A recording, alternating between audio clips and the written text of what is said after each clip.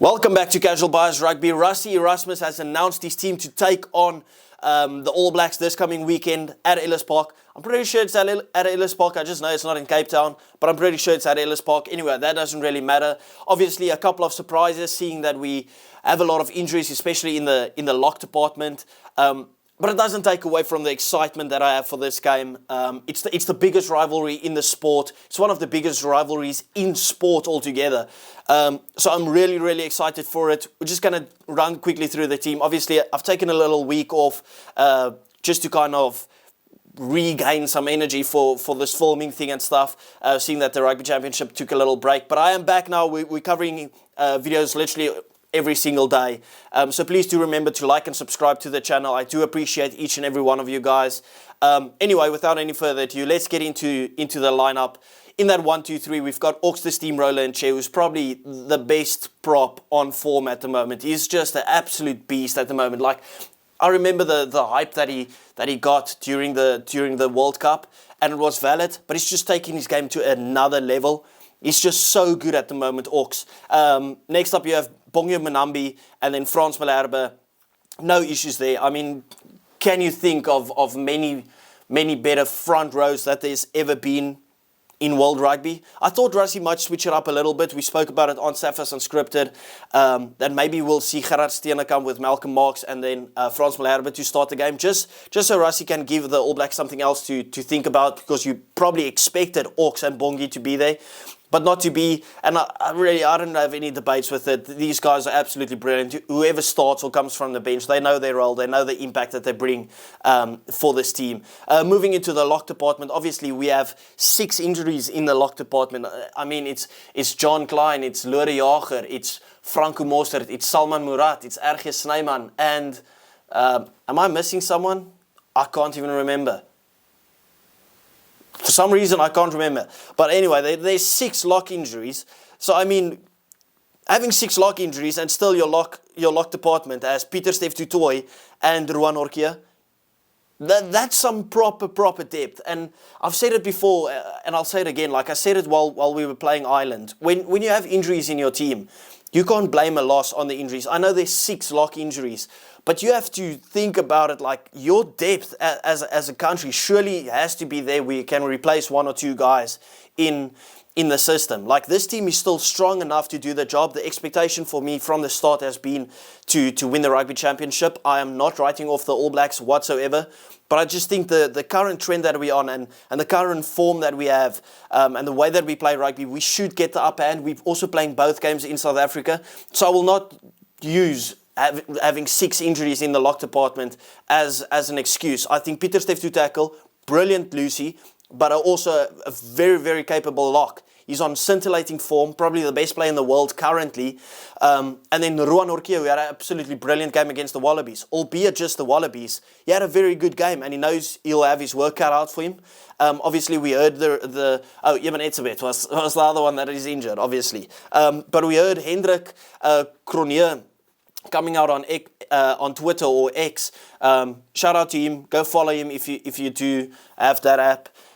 He came out and spoke, and he said, listen, the system that the Springboks follow is if you don't train on the Monday, you can't play the next weekend. And Eben obviously didn't train on the weekend. There was I think it was like a knee injury that they were monitoring. But then at the end of the day, he actually got out and did a session, which kind of made him available, and they're expecting him to be fit. So one of the boys will fall out of the 23, and he will slot into that 23 position. And Rassie mentioned it will either be Marco van Staden and Elrich Lau or Kwagga Smith that misses out. I'm guessing that means that Eben starts in that 4 jersey, Pieter-Steph moves to 5, and then Ruan Orkia just goes to the bench, because obviously we don't even have a lock on the bench. But obviously, Eben, massive player for us. We would love to have him back into the team. He's absolutely vital for us. He will be our most experienced Springbok soon, and he'll go down as the best Springbok to ever grace this earth.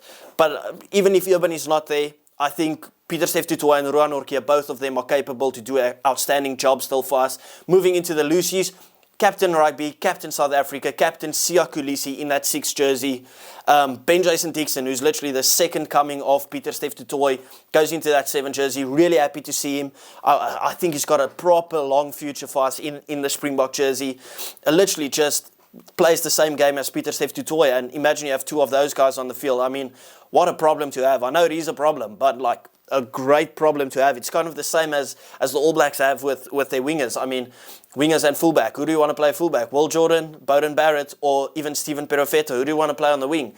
Caleb Clark, Mark Talia, Sevu Reece, Will Jordan. I mean, it's good problems to have. Obviously, you feel sorry for the guys that don't make it. But as a country and as a fan, as a coach, it's great to have. Obviously, Jasper Wiese comes back, his first game back after a long layoff. Obviously, he was suspended. Very excited to see him. I think he'll be hungry. I think he's got a vital role for us to play. I do feel... Do you think Elrich Louw is a bit hard done by? Possibly. I think Elrich Louw was very good in his games that he played against the Wallabies. But we know Jasper Wiese is probably the future 8 for us. And yeah, you got to give him that game. I think he'll be hungry to come out Saturday and play. And he's going to be vital for us at the breakdown. He's going to be vital for us in carrying that ball. And I kind of think with the way that the All Blacks play and stuff, like this game would probably suit him maybe a bit better than it would suit Elrich Louw. I don't know, maybe I'm just being daft, but that's my opinion on it. But that rounds up the forwards. Moving on to the back line, Kobus Reinach gets a start. I actually thought we might see a little surprise and we might have seen a 7-1 split, especially with the injuries that we have. I thought we might see Grant Williams start and then only Handré Pollard on the bench, with Colby having to slot into that 9 position if we needed it to near the end of the game. Just to like kind of force down that physicality aspect, like if you get what I mean. But obviously we went with the 6-2 split, so Kobus Reinach gets the start. Very happy for him. I want him to get a run of games, either him or Grant Williams. I actually think I would have preferred having Grant Williams start. I really want to see Grant Williams just finally get that start. I don't know what more he should do to finally get that start. I feel like he's kind of the Kwagga Smith of the backline, where you know the impact that he's bringing from the bench, so you just like don't want to start him to ruin that impact. But yeah, anyway, no issues with Kobus Reinach starting. The main thing for me was just Sasha has to start, and I said it on Safa's. Thing is, like, obviously Handré Pollard is a hero of our country, but we have to look forward. Sasha has been brilliant. He's almost been groomed into this 10 position now. He's played against Portugal, he's played against Ireland, he's played against the Wallabies, albeit not every time in that 10 position, but against the Wallabies, obviously we knew that wasn't going to be any easy feat. But the fact that he played 10 there and you've kind of been grooming him to play the big games, it would have been bad if you played him against the Wallabies and then all of a sudden dropped him for the All Blacks. We can't all of a sudden go back into our shell and say, listen, we're going to revert back to our game type. Back this new game, this new attacking style with Tony Brown. Say, listen, Sasha, you are the guy to take us forward, and give him that 10 jersey. He has to start every game in that 10 jersey. I think he's so good. And this is kind of the game that really shows you how good he can be. Obviously, it's massive pressure on him. That's kind of why Handré Pollard is obviously there on the bench as backup. But I just like that we backed Sasha to take that 10 jersey and say, listen, this is the big game, but you've been preparing for this. So lovely to see that. Obviously, no issues with the centres. Damian de Allende, Jesse Creel. You can't really ask for much more. I mean, obviously I'm South African and the name's CasualBiasRugby, so I'm very casual. I'm very casual and I'm very biased. And I always say, listen, Damian de Allende is the best 12 in the world, and Jesse Creel currently on form is probably the best centre in the world. I wouldn't have been surprised to see I think has had some really good performances again. Like he's getting back to that that was literally the best centre in the world, along with Gary Ringrose. But I mean, there's no merit on why you would drop Jesse Creel with the form that he's been on. He's never dropped off form. Going on into the back trio, Kurtley Arends on the left, Cheslin Colby on the right, Apelile Fassi at the back. I am surprised to see Apelile Fassi. I thought we might still go Willie. I wouldn't have been surprised to see Fassi against the All Blacks, but I think the game that I thought we might see him was in that Cape Town game, because we've got crazy rain, it's very wet at the moment, so obviously he gives you that high ball security, that counter-attack from the back. I just thought maybe Willie would be suited better in Johannesburg at the moment.